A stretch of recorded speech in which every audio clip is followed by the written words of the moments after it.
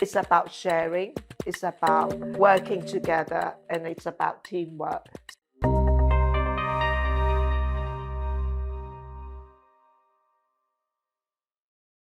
Hello, and welcome to another episode in our podcast series. My name is Clay Johnson, and I'm the Digital Learning Manager here at UWE Bristol's College of Business and Law.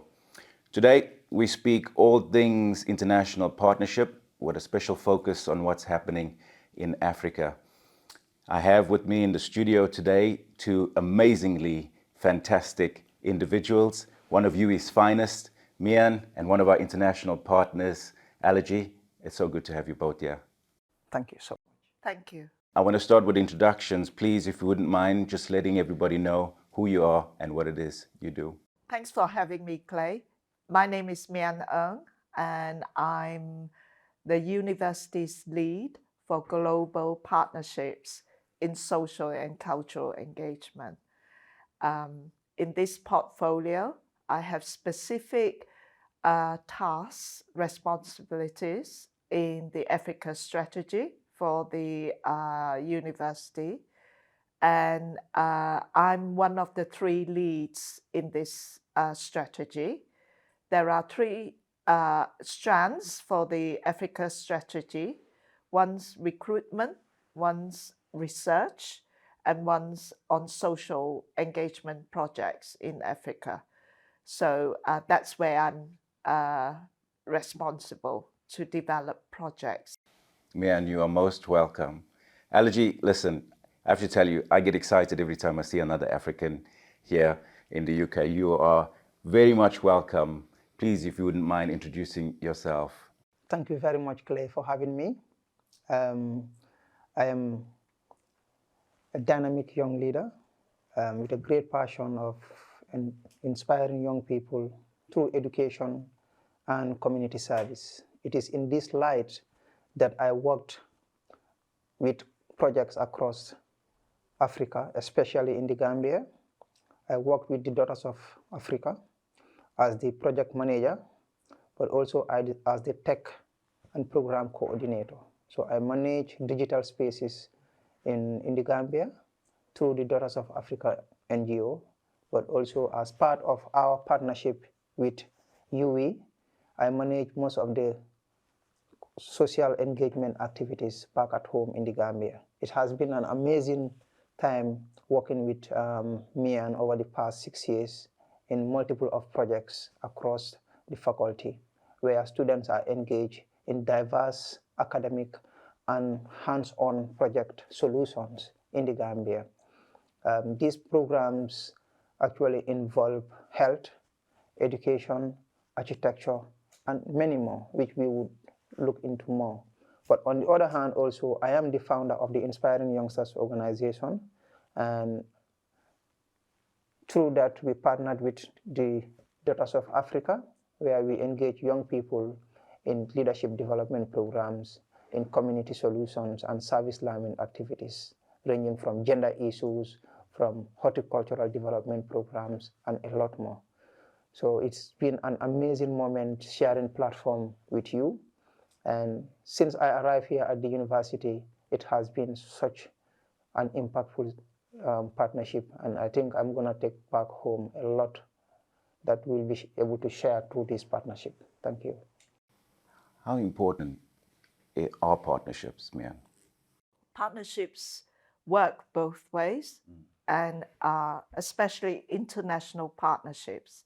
In the past, before this role, I've worked in Asia in developing partnerships with the school, the then School of Art and Design. And through that experience, I realized it's so important that to be able to work with colleagues from a different culture, there needs to be mutual trust and mutual understanding and acceptance of each other's culture, and ultimately respect. Without these elements, international partnerships do not work. It will be just one-sided. I'm very lucky in the sense that even now I'm working mainly in Africa.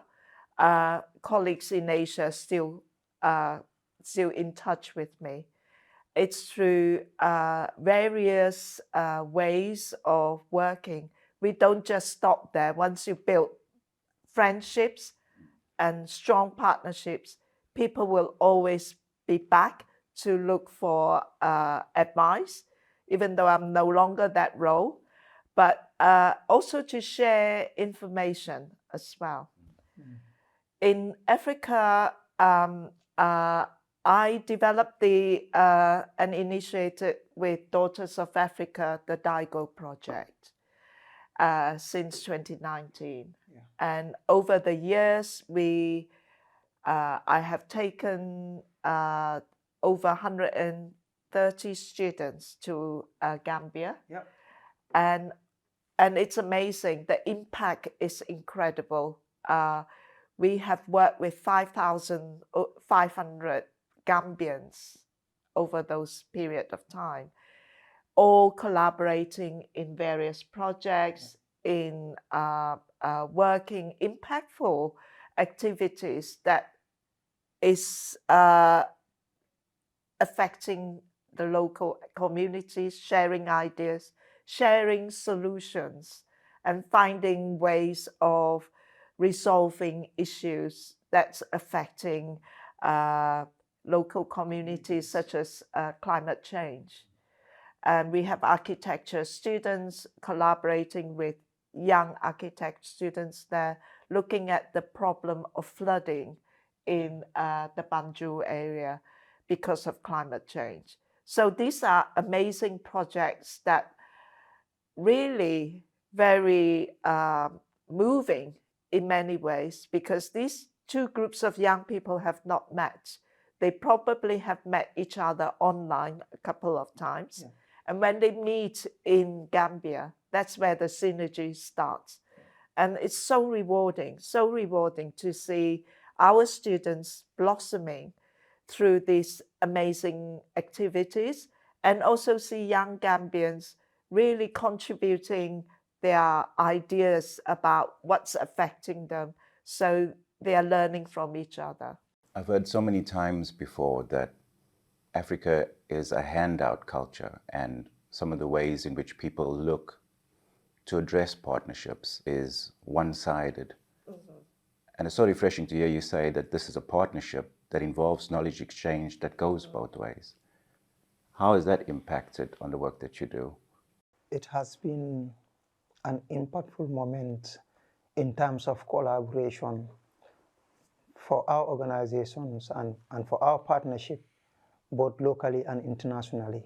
And most of the impact actually is felt locally within the youth factor, within the community factor, and also at the national level. These projects are not only designed to shoot one individual aspect, but also across the partnership, one of which we involved the government of the Gambia, where we worked with the museum, as most of the artifacts has actually been outdated and are not really preserved very well. So along this partnership, we were able to preserve and create archives for the museum and train the staffs at the National Museum in Banjul. So this has a huge impact. Also, we have young people who have been trained across the partnership. Students from the UWE have learned the cultural aspect of what really is rooted in Africa, and this have changed their perspective on how the world actually portrays Africa. And most of these international students have actually learned so much that they actually were able to take and carry on in their professional lives. On the other hand, also young people in the Gambia who participated in these projects learned a lot from both ends, and were able to immerse themselves with skills that are necessary to create opportunities for themselves and for their communities. And I'm proudly said that some of these young people now are professional in their academic and in their business engagement. And some of them now have started even working with local and international partners. And we through this project, we have young people who work in the media and are able to now earn living through that. And you can see how much DAIGO Project has actually impacted some of the young people. But interestingly, we have the project that came in last year with the DAIGO 9 to support the Abuko Natural Park that uplifted the face of the park, creating digital content and educational materials and resources. And this has been an uplifting moment for the staffs of the Abuko National Park. And we are also looking forward to sending more students this year and as part of this partnership. So in short, the partnership has been really incredible in creating impact for both academic and practical alongside with community solutions. I'd also like to add that the DAIGO project, DAIGO means togetherness in Wolof language in Gambia. And with DAIGO project, it's unique UWE brand, mainly because we develop directly with communities via Daughters of Africa.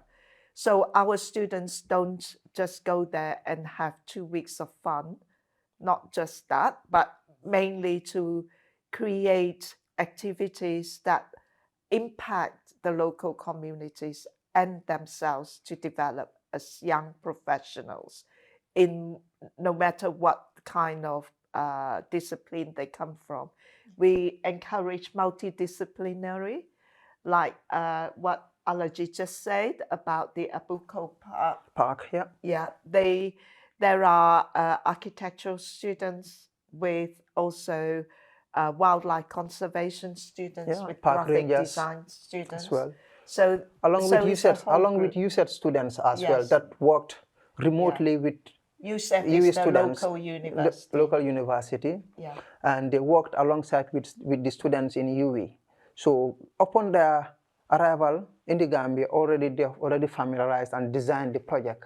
So the project is not only designed by UWE students, but it also actually refined through that partnership, ensuring that it is actually a mutual and community solution program that integrates very well in the academic of the students to actually enhance their professional career in the future, but at the same time also enabled young people, enabled communities to actually enhance and solve problems that are actually existing in our communities.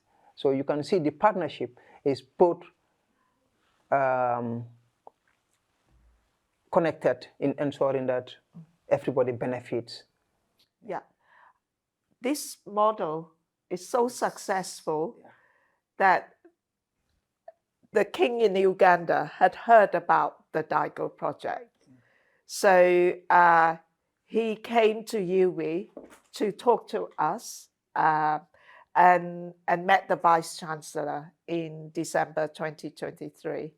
And through that, he has requested the same model to be replicated in Uganda, which Pauline Bailey, the director of Ndow, Daughters of Africa, went with me to Uganda this year, and we looked at different projects that they have out there, and we are going to deliver that similar model in early summer in 2025, and I'll be taking students to work on 2 projects in Uganda. That's the beginning of another amazing partnership.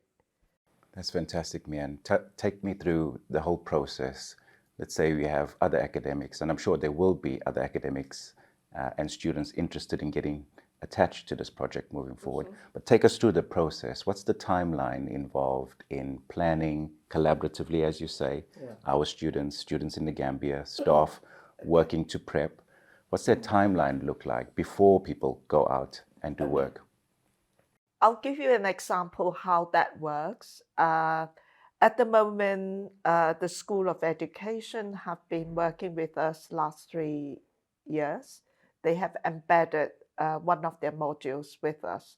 So that is amazing that academics from a school recognize the importance of this type of work for their students.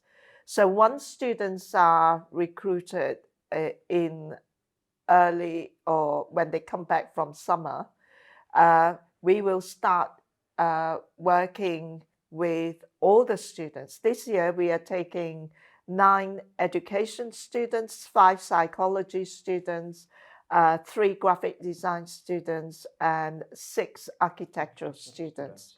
So the students have already heard about a project in summer. Some have already contacted me. So they send in application forms by end of September. And that's when we start to create the groups and engage them. And we have online training sessions. We've just done our 2 days of face-to-face with the whole group of 24 students and 1 online session. So through these training sessions, Alagie and his team from the Gambia will be introducing different cultural perspectives of African sort of way of doing things, different things of doing things, and also prepare students that it's not a Eurocentric piece of work that they're going to do. It's about sharing, it's about working together, and it's about teamwork. So we drum that into our students, UWE students' mind, that they have to collaborate with different types of people, communities when they are out there. That's a good one. And in addition to what you have just said, Mian, we also have the counterparts in the Gambia. These are our partners that we have in local communities, in government departments, but also within the module and the process, we have the youth leaders. And these youth leaders and also the counterparts are actually matched within each project. And after delivering training programs for the students in UWE or through online programs and training, what we will do, we match each group with counterparts. And in each project line, you might have 2 or 3 local Gambian youths that will work alongside with the students. So you can see how much we actually incorporating the whole project process and design. So once this has happened, the students have actually designed their program. What we do at local level in the Gambia is that either our program officer or our team, or maybe most often this time around, we have our CEO who is in the Gambia virtually creating partnership for these particular specific projects. So we look at what are the resources that is necessary and needed for each of these projects. So then we source the resources, we do our maths, and then get back to the various groups in UWE, and that enables us to know what each project needs and what are the resources that is needed that we can source locally. And that helps in terms of budget-wise and capital-wise. So this process is then refined by the students. Upon their arrival in the Gambia, we will host a day-long cultural and project orientation, but also allow the students to work and get to understand how their project will look like, and then where the project is going to take place, and that is the beginning of the project. So once the project started, each group, individual projects will actually be disseminated in their various project areas, and then we will then involve the wider community to start the whole process. So aside from the project-based outcomes, how are you aligning the educational and the graduate and the learning-based outcomes between the two? Well, working in an international context involves so much of their learning, no matter what discipline you are as an undergraduate, postgraduate student. It's about using transferable skills. It's about collaborating on a different stage, and it's about using their skills to impact. I think those are the most important educational elements of any student that could have. I give you one example is the architectural students who told me that they would not have this experience of actually making things happen. Academically, they would just learn how to design, but they would never learn how to go on site and make things happen, which they did in this project. So as you can see, applying their knowledge is important, and making them world citizens is also important. That's where I feel strongly that that's where where people should work together and make this a better world, to make that as a big change, and not just think about their own space, their little space. They have to work internationally. They have to work in projects that affect other people to bring positiveness for themselves and for the community. I think those are important skills that any higher education students should have in order to be a better career, a better person in their career. There's obviously a cost implication here for students and staff and for the institution as well. How does UWE reconcile that social mobility, social responsibility with revenue stream generation? UWE believe that to work with partners in Africa, like you say earlier on, it's not one-sided. We need to contribute back to the communities there, and especially in leveling up with young people's deprivation of education and also knowledge exchange. I think it's important that we as a university in the West should be able to contribute back into different communities, and that's important. And we see that as an investment for the future citizens, for UWE students, and also for young people in Africa. The revenue is not about just taking students, young people from Africa and put them to UWE. There are many things we could work with young people in Africa. This is one of which we could work together with communities. The other could be developing future, maybe opportunities for other young people to develop their own communities learning, collaborating with UWE. So there are many ways we could say this is an investment for the future, not necessarily getting income straight away, but it's about enhancing knowledge exchange, enhancing the continent's needs and support for the young people, because Africa is the second it's developing as the second most developing continent outside of Asia. So the opportunities will be there. It's a long-term investment in people. I think it's also a good marketing strategy on both sides in ensuring that UWE is able to sell itself in the continent, not only, like you said, looking at the short-term financial opportunities, but the solutions that academic comes along with. Because I believe within the strategy of UWE is more in terms of solutions to what the students are actually learning within the faculties to enhance their academic skills, but also to ensure that after their graduation, they are also able to earn living with the knowledge that was gained from the university.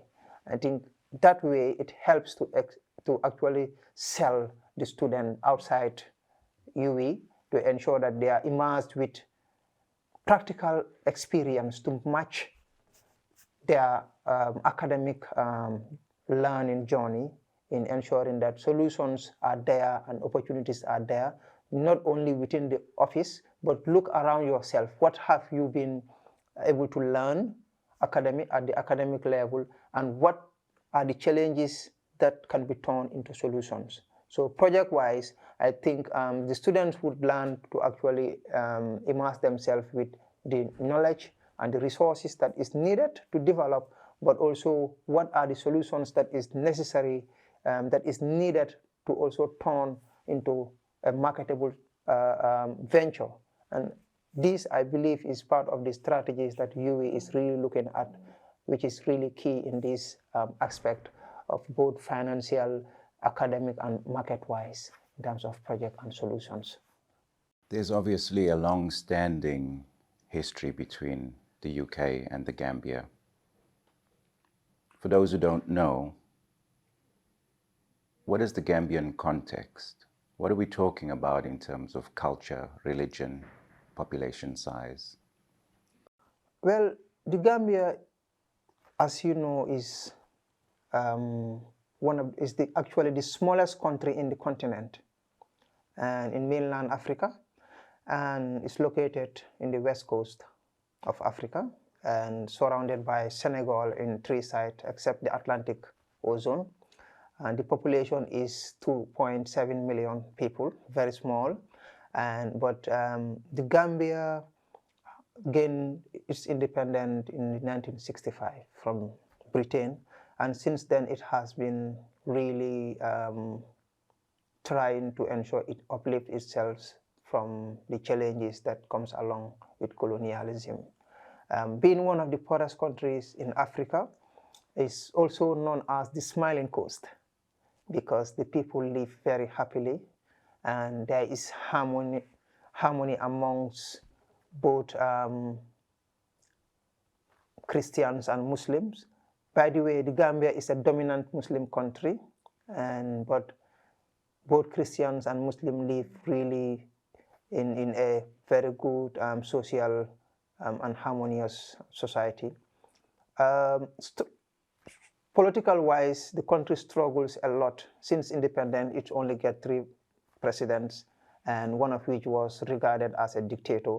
And eventually, in 2016, Jammeh, who came through the barrel of the gun, eventually was defeated by Adama Barrow in a remarkable election that brought the country together. Unfortunately, Barrow's government has been marked with lots of corruption and also difficulties and increment of poverty. But still, the country is doing very well in terms of international relationship. And also, of course, challenges come. The country has really improved its human rights engagement, and there is freedom of expression. The UK and the Gambia have a very cordial relationship over the past years, and I think we have seen growth in bilateral relationship between the 2 countries. And the British government over the past years have actually sent in officials from the UK to the Gambia to ensure that we have a very good cordial working relationship, and that has been improving very well over the years. Sometimes people view these international relations quite skeptically, in that it always appears as though they are one-sided with an agenda attached to them. That may well not be the case all the time. the question I want to have answered is, how do we solve some of the issues, contextually speaking, in the Gambia? On the one hand, by regarding Western values, Western democracy, Western solutions, but on the other hand, appreciating the African context. That has been a challenge and is still a challenge in the African context, because I think politically that's where we have the challenge in ensuring that Africans take the step back and looked at what is really wrong in our continent and how do we have to solve it. And for me, I think where we fail as a country or as a continent is we tend to copy a lot from the West. And because a lot of conditions have been imposed in our government, and politically we have been driven in a way that is not really solving our solutions. Since independence, during the Nkrumah times, when Africans wanted to actually create a United States of Africa, and you have the OAU, and during the 60s, and that actually did not materialize. We have the presence of neo-colonialism that is still existing in Africa. So for Africa to move on, we need a change of direction. And one of the things that I believe is that Africa needs to look at what is the solution that is necessary, needed for our people, and walk along that line. But if we actually focus on political and globalization in terms of bilateral relationship, the continent will still continue to lag behind, because there is a huge amount of politics that is attached to support in Africa. So Africa needs to look at its resources. How do we gain control of our own resources, rather than using the West and the outside world to actually support them with resources, but at the same time also taking those resources outside the country, refine them, and then bring them back in the country. I think we need to look at these issues on how do we ensure that we work within our society, bring in human resources that can learn and then remain in the continent, rather than sending its human resources outside the continent and then will never come back again. So photocopy has been our challenge, but what is the system that is necessary in place to create local community solutions that is sustainable for the continent? And I think that is where we are actually struggling up till now. I also think in a very small way, the projects we are trying to do, the DAIGO Project in Gambia, is one way of trying to encourage young people to work together and exchange knowledge. And like you say, taking control of your country's resources is important. So how we are working in Africa with the DAIGO Project, we make sure that happens. That's one of the criteria. That's why we work with Daughters of Africa, that the young people are also trained at the same time. So, so I agree with you totally that the solution is for young people and for the community to build up their own local solutions. Local solutions. I mean, this will bring sustainability as well. Yeah. So I see that. I see that in reflecting in countries like Uganda, who wants to. That's why the king felt this is important to replicate a similar projects like local solutions. You look at the issues. The good thing with our project is that we are not only looking for funding outside the world. That comes with so much regulations. And then after spending the projects, those funds are gone. You report back to to the funders, and then you are done. But within the DAIGO projects, all our project is designed through the partnership without any strings attached, so which is really very good. And we ensure that these projects are actually realistic on what is really happening within our own local communities, and then match that with what the students are learning in UWE. So you can see how much these projects are bringing local solutions. But then at the same time also for sustainability, we involve the young people and we involve partners, and also we involve those that are working within each of the project sites. So that brings sustainability in the long run. Despite it's small, but I think it helps to ensure that we are creating one solution at a time. So it's clear to me that education is the key to solving the African conundrum.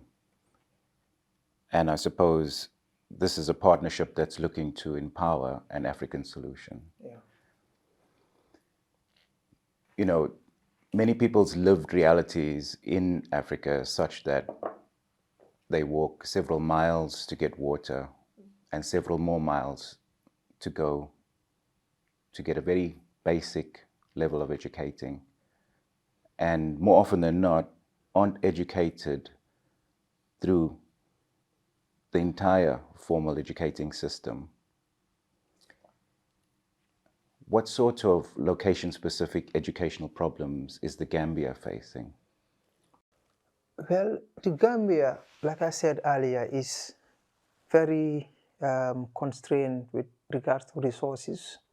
And one of the key areas is the structures are not in place. In as much as the government is trying to build structures, we have only few local or international organizations that are supporting the young people and to actually attain academic.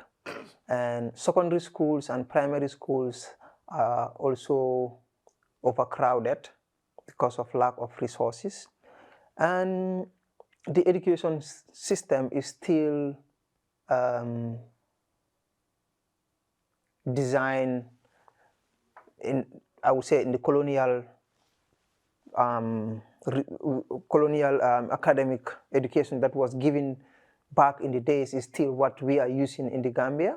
Of course, it's been modified a little bit, but there is still a huge need to change that. Technology-wise, we are very, very lacking behind. I would say the Gambia is having only one university that also really came in the late in the early 20s, and still resource-wise the university struggles. I think the Farawa campus came in last year for the first time, and students are still struggling to reach to the university because you have only few buses that will transport the students from the city to the university, and that is just horrible to see what is really happening when students are queued in only to reach to the university is a challenge. The literacy rate in the Gambia is very poor, and of course there has been improvement over the years. Parents and communities lack the will to support their children, and the dropout rates, especially for girls, has been really high. And these are all challenges that the country has been facing. And as a result, it led to unemployment, creating havoc in the country. And this is where we had the backway. And the backway is a local context that actually came in place, as most of the young people and the cream of the nation would travel using the Mediterranean Sea to actually cross from Africa to Italy or Spain. And most of these young people would lose their life along the way. And these are all problems of lack of proper structures and resources in place, as we still face the challenges of creating a framework that will enable the young people to learn effectively. So even those that are very well educated in the Gambia are still looking forward to going out of the country because the resources are not available, the financial means is not created. So there is a huge gap in terms of creating the framework that the country needs, both academic, but also professional and also employability skills. All this has created problems in our society. You know, you speak about a brain drain on the continent. I don't think people particularly want to leave their places of birth. I think certainly it's been our experience in South Africa that people feel forced to leave. And obviously people leave and risk their lives trying to get to a Western country, to Europe or to here. I grew up in a time in South Africa where physical abuse was par for the course. And I remember as a child, the amount of discipline in school was rigid. Every time you did something wrong, you got cuts. We called it cuts. Corporal punishment was par for the course.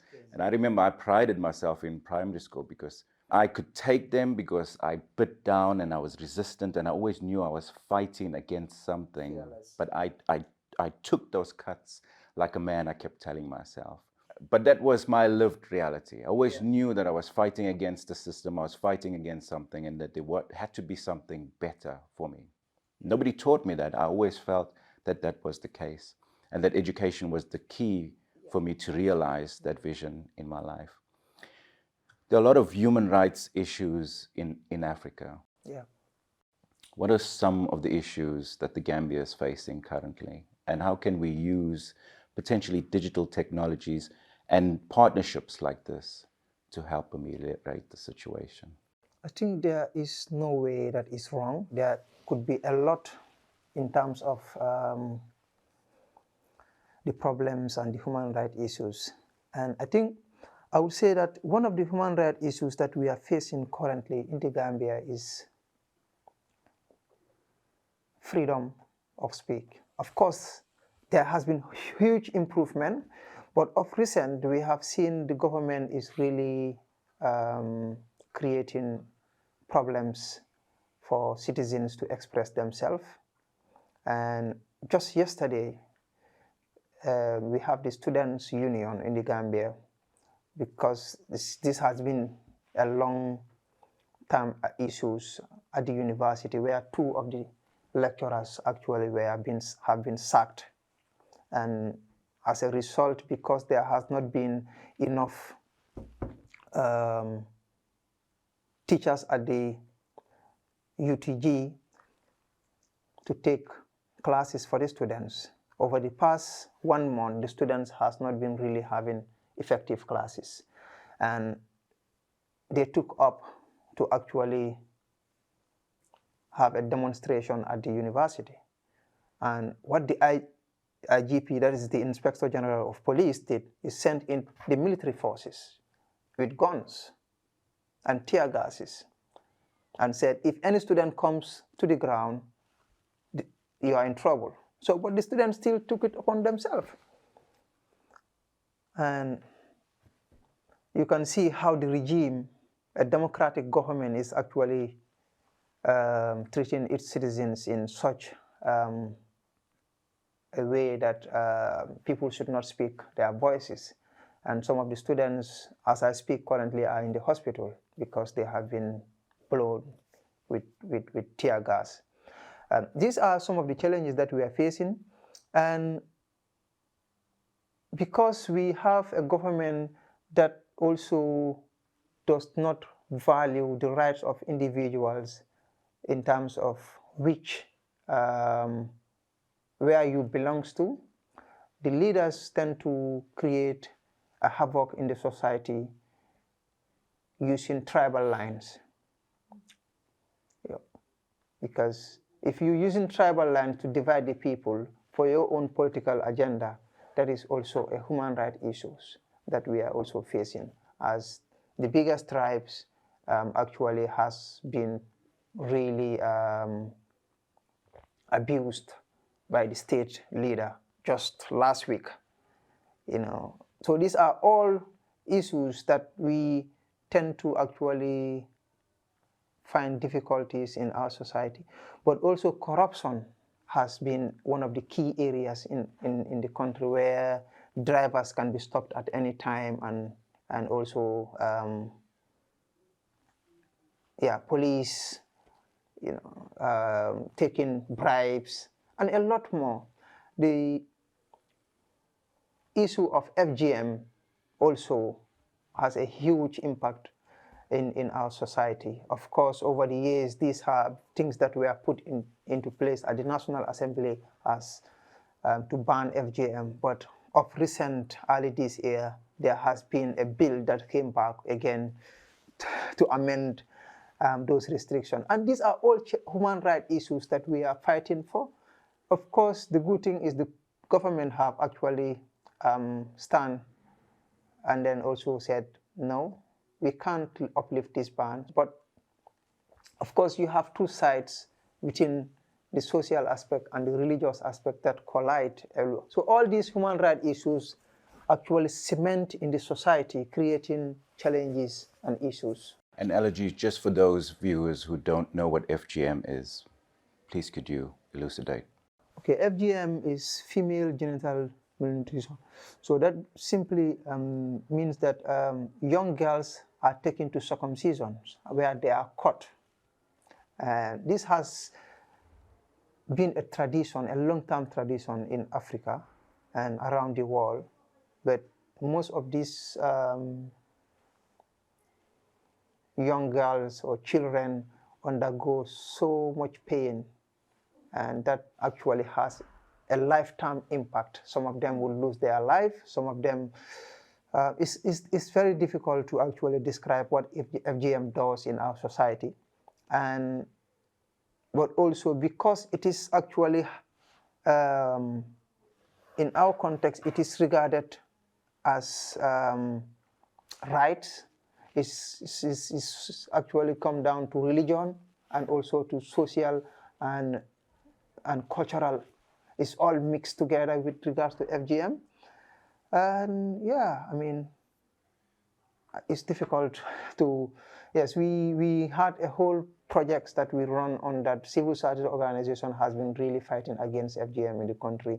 We, as the DAIGO Project also, we also involved into that as well over the years to train people on what are the health complications and the human complications that really people underwent. And yeah, I mean, I'm not sure if you would want to throw. I just want to add, during pandemic, we didn't stop the DAIGO project.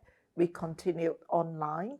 And one of the most successful discussion we had was nurses from the health department. Project, yeah. They talk about FGM to a group of nurses in Gambia online, and they presented the effects of FGM, what happens to a woman if that happens.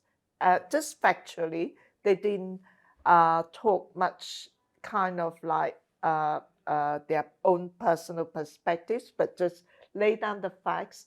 Yeah. But during that session, it was so powerful. The nurses from Gambia, both male and female, were so they voiced their opinion so strongly against the FGM. There was a huge synergy when they were talking and discussing about the whole issue of FGM in Gambia. That was quite an amazing that topic is very sensitive. Yeah. FGM is very sensitive, and you could spend weeks and weeks to talk about all what it entails, what are the challenges, what are the benefits if you are a pro, and what are the life implications and the cultural norms, because there is a whole lot of cultural norms and social norms that is attached, religious factors that is bringing. I mean, FGM is for the girl child that is caught.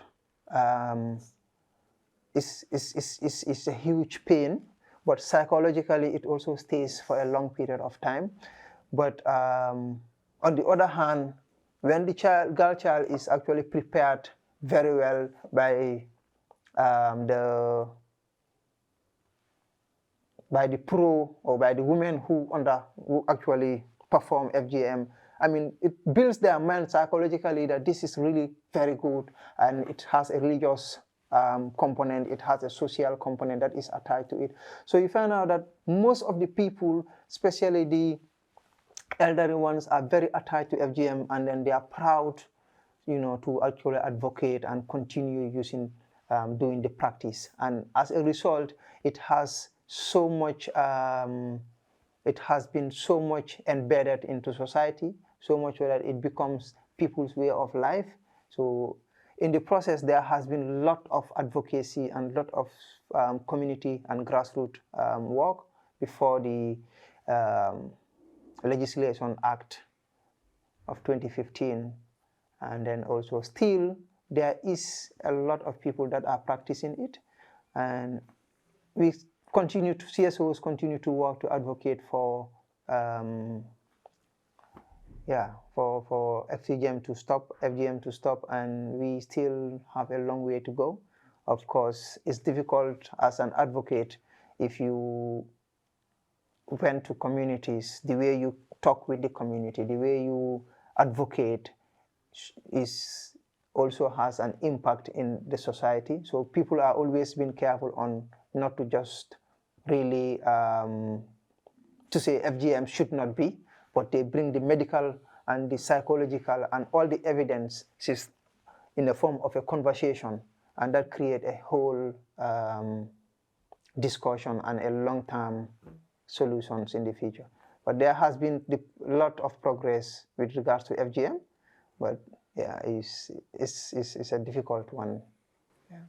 It is, and I imagine a Western audience watching this not being able to reconcile the horrendous nature of mutilation with cultural value systems in Africa. Is it a fair statement, I guess is the question, is it a fair statement to say that by educating people in rural Africa, by sharing with them health facts, we are not implicitly looking to deploy Western values within an African context. Rather, we are trying to share with them the reality of what that entails.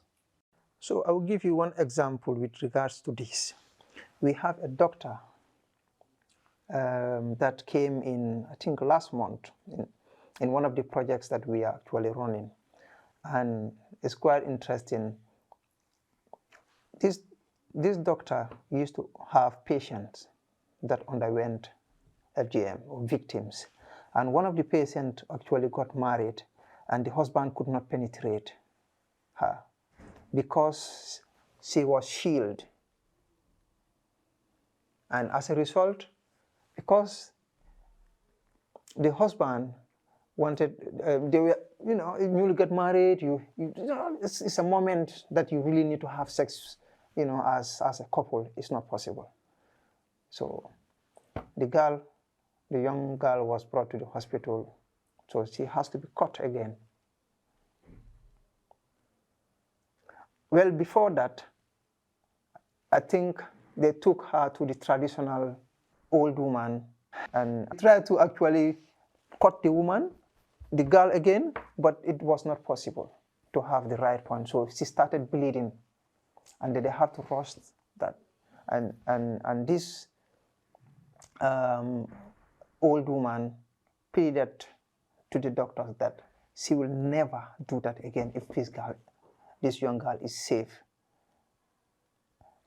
So you can see how, so according to the doctor, before he admit this young girl, she have to give injections.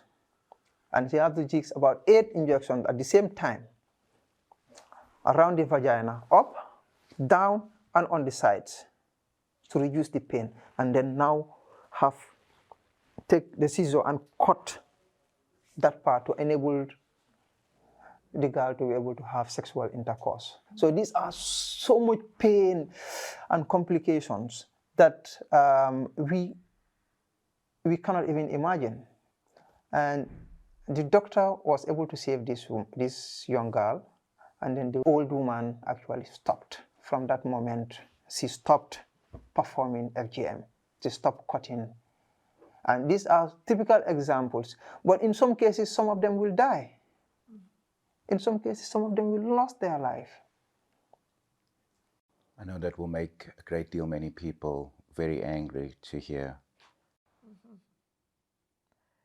How do we get the message across? How does this partnership deploy solutions of any kind, really, within rural Africa, where I'm assuming a tribalist approach, culturally speaking, is the reality? I think one way is to have human stories to be told. This, like what you've just narrated, really make me cringe and think about the poor girl who has to go through all these processes. I think it's to let these stories to be told by these young women who has suffered, or families who has lost lives. It's just a practice that needs to be informed of to all. Like you say, there are different ways of telling the rural communities about the practice. I think it's to bring in the facts, the scientific research, and also human stories, how it affected and impacted families and even children who might lost their young mother, you know. You are right, and the real life stories, the human stories, actually create a huge impact in reducing the practice. But also, if I am really a believer of FGM with all the religious and social norms around it, you might not be able to convince me enough. And there is a lot of resistance. And because it is very sensitive, and in most cases, even though you bring the human stories, you are being careful to show the footages in the media, because it's just such a horrendous and difficult visual content to actually upload online and also on TV. So there is a whole lot of safeguarding issues that is involved. And because it is a sensitive one, it involves religious, it involves cultural, it involves social, it is a long-term gradual process. So it might not be really as easy as we might think, because I don't believe in FGM. You showing me pictures for evidences, it means nothing to me, because it is a habit that has already been developed in me. And I believe that my religion and my culture accept it. So there is, but yes, you start from 1 to 10. And because it's a gradual process, so you are right in terms of the media contents, bringing people who are actually involved and who are victims to speak of these stories will require a lot of resources. So there might be a campaign that might be yes, but a long-term one. Yes. Because what happens is, when you start a campaign in most of the funded projects, the UN programs that started wouldn't last long, because it attaches a lot of financial inputs. And in the long run, to reach out to rural communities across the continent that are practicing FGM becomes so hard. And maybe remotely would do, in terms of using mobile full contents, visiting villages, but there is a whole lot of research and strategic needs. But in our own context, because it's such a small society and small country, where you could definitely have a project to run for a year or a week or two to target some small communities like we are doing, to ensure that you advocate you educate people along the line. Maybe using cultural norms like storytelling. I know in Indonesia, they have this amazing puppet shadow play, and they use that to send messages in the villages about health issues, about certain social issues. And through that, the message did actually come through because they see that as not directly human confronting them, but through stories from shadow plays, from puppetry, that message came through. So maybe that's a project there we could look at. We designed a project on on gender-based violence, GBV, and FGM falls under that one. So where we actually gathered community leaders, women and young people. These are a diverse group of people, including men, creating a conversation where people would talk about the issues of social challenges, gender-based violence, and a lot more. So we include all aspects of GBV around that, and that was really a very good conversation on FGM that came in, and we had so much stories. And one of these stories that I have mentioned with the doctor and some few women also were able to come out with their real life stories. Yeah. Mian, the very last question I want to ask is, how is UWE working with local government to avoid issues around corruption? We don't work directly with local governments. We work with NGOs such as Daughters of Africa, who have local knowledge, local understanding of how to navigate through that maze of political agenda. Because we cannot go into a country and use our Western way of thinking.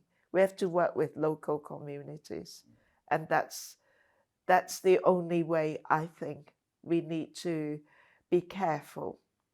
Mainly because some issues, such as FGM, for example, we can talk about health issues, but via a local knowledgeable charity such as Daughters of Africa, they have direct contact with their health counterparts who could support us through what we have found out in research and things like the project we did online. That was amazing. Our student nurses didn't say good or bad thing, but actually presented facts. Yeah, this, if you do FGM, this could happen, and this could happen. So through that, there was a dialogue, and we could navigate through that. I think the strategy works very well in terms of what UWE is actually looking at in the 2030 strategy. And where we come in through the DAIGO project is Daughters of Africa being a local an international NGO based in the Gambia, work with partners. And these partners involve the ministries within the country. And as part of government and civil society work, our place and our work with the government is we partnered with the ministry through what we call MOU, that is Memorandum of Understanding. So through this MOU, we are able to work along with Education Ministry in the Gambia, Ministry of Basic and Secondary Education. We are able to work with Department of Forestry through the DAIGO Project. We are able to work also with the National Culture and Arts. So you can see that that is actually enabling UWE to already have a kind of a base through Daughters of Africa as a middle partner to ensure that we work effectively and then ensure projects are delivered in the most appropriate way, and then create solutions or support the agenda of the government that is not really being polluted through politics. And these are the solutions and the strategy that we are using, which is a very good model that we, as Daughters of Africa, work directly with the ministry to ensure that everything is in place upon the arrival of the projects. And that applies to other parts of Africa that we will be working. You need to work with local agencies because UWE is not knowledgeable on local customs and cultural norms. So we have to work with partners, local partners, to get knowledge to help us navigate through the systems, really. Well, thank you so much for being sensitive to the African context. I have so many more questions, but we have to leave it there. No doubt our viewers also have loads of questions. Of course, we'll provide in the description for this video contact details for both ourselves and both of yourselves and your teams. And thank you so much for joining us today. It's been an honor and a privilege hosting two incredibly powerful speakers doing some incredibly powerful work. If you've managed to watch this far, well, why not consider leaving a like and perhaps subscribe to the channel. It always helps if you do share, so please do consider sharing this video across your social networks. We look forward to being able to welcome you in the next episode. Until then, with love and peace from all of us here in the studio. Goodbye. Thank you. Thank you.